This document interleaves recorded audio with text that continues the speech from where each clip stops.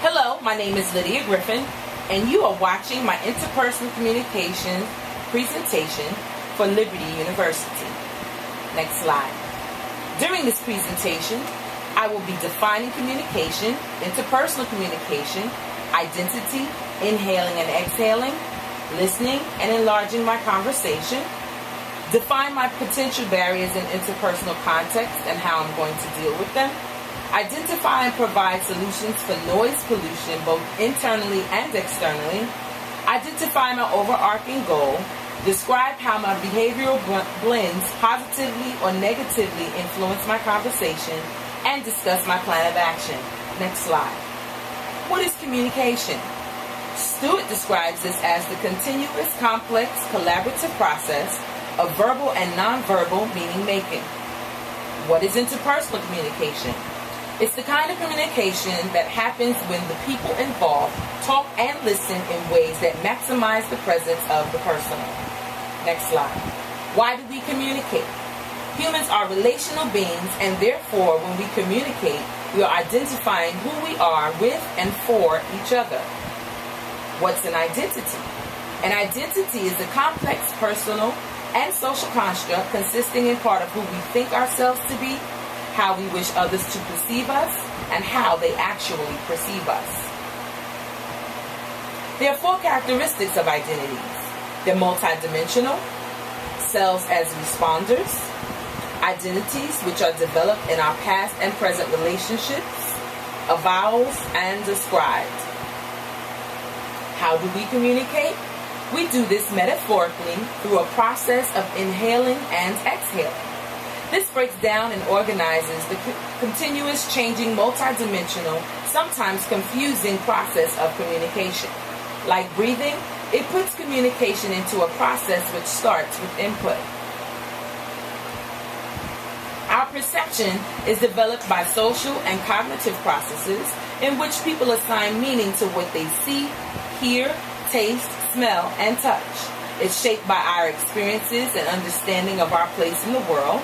And it occurs in 3 basic processes: selection, organization, and inference. All 3 of these happen simultaneously.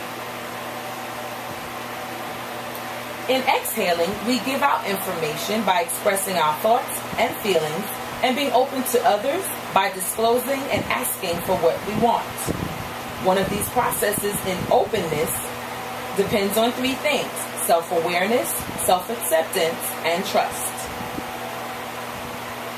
In self-disclosure, you reveal to the other person how you perceive and react to present situations and give information about yourself, your past, or your past that is relevant to the present.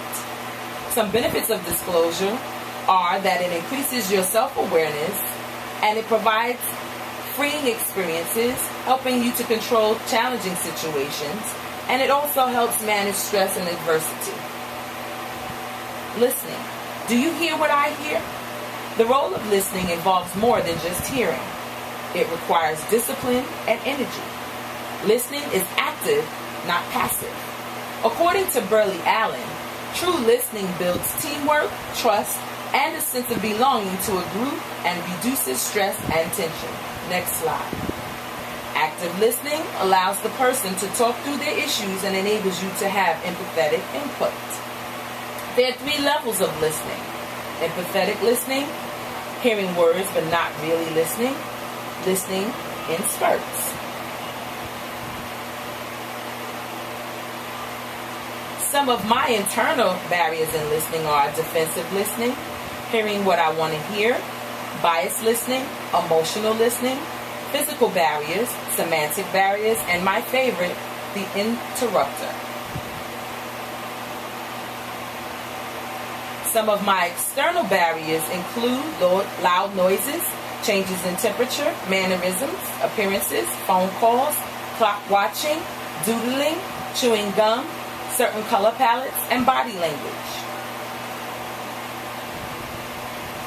Additional barriers in communications are what Petersen calls the flat brain theory of emotions.